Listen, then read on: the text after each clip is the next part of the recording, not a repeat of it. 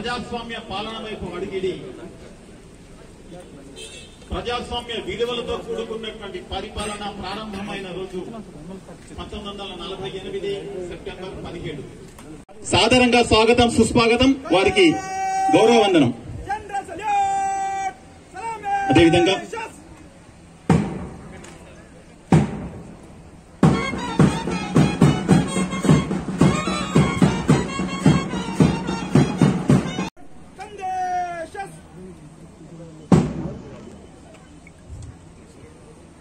ప్రజాపాలన ప్రారంభించుకుంటున్న ఈ శుభవేళ మరొక్కసారి గౌరవ అతిథులందరికీ ఆవిష్కరణ.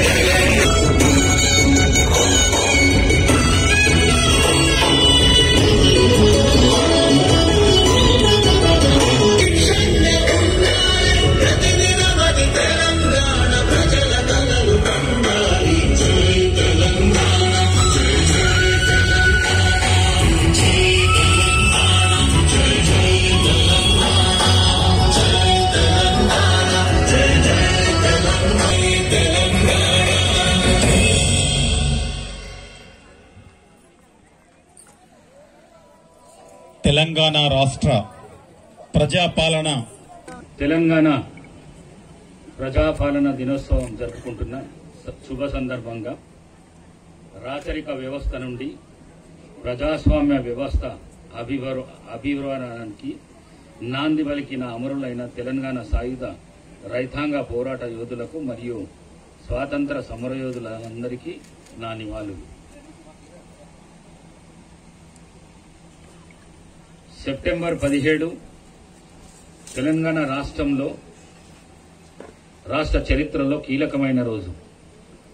తెలంగాణ ప్రాంతం భారతదేశంలో విలీనమై నేటికి 76 సంవత్సరాలు పూర్తి చేసుకుని 77వ సంవత్సరంలోకి అడుగుడుతున్న శుభ సందర్భంగా హాజరైన గౌరవ ప్రజాప్రతినిధులకు, మరి నాతో పాటు శాసనసభలో ఎమ్మెల్యేలుగా ఉన్న తాండూరు శాసనసభ్యులు గౌరవ మనోహర్ రెడ్డి గారు, మరి అదేవిధంగా చేవెళ్ల శాసనసభ్యులు గౌరవ కాళే యాదయ్య గారు, వారితో పాటు ప్రజాప్రతినిధులు, జిల్లా న్యాయమూర్తులు, అధికారులు, జిల్లా కలెక్టర్ గారు, జిల్లా ఎస్పీ గారు, అనధికారులు, పాత్రికేయులు, ఉద్యమకారులు, జిల్లా కళాకారులు, కార్మిక, కర్షక, విద్యార్థులకు, జిల్లా ప్రజలందరికీ ఈ సందర్భంగా నా యొక్క శుభాకాంక్షలు.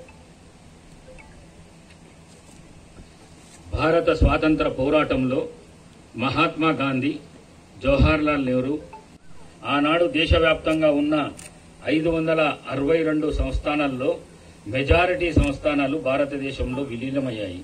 కానీ జూనాగఢ్, కాశ్మీర్, హైదరాబాద్ సంస్థానాలు విలీనం కాలేదు.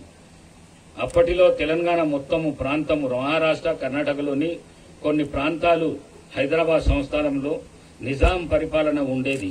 హైదరాబాద్ సంస్థాన ప్రజలకు మాత్రం ఆగస్టు 15 స్వాతంత్రం పొందలేదు. దేశమంతా 1947 ఆగస్టు 15 స్వాతంత్ర సంబరాల్లో కేరింతలు వేస్తుంటే హైదరాబాద్ సంస్థాన ప్రజలు స్వేచ్ఛా స్వాతంత్రానికి కై పోరాడుతూనే ఉన్నారు. హైదరాబాద్ సంస్థానం స్వాతంత్రం ఉంటుంది అని నైజాం రాజు ప్రకటించారు. కానీ సంస్థానంలో భూస్వాములు, జమీందారులు, జాగీర్దారులు, దేశ్ముఖులు ప్రజలను నానా రకాలుగా వేధించారు. రైతులు కౌలు కింద చేతికి అందిన పంటలో అగ్రభాగంగా పెత్తందారులకు చెల్లించాల్సి వచ్చింది.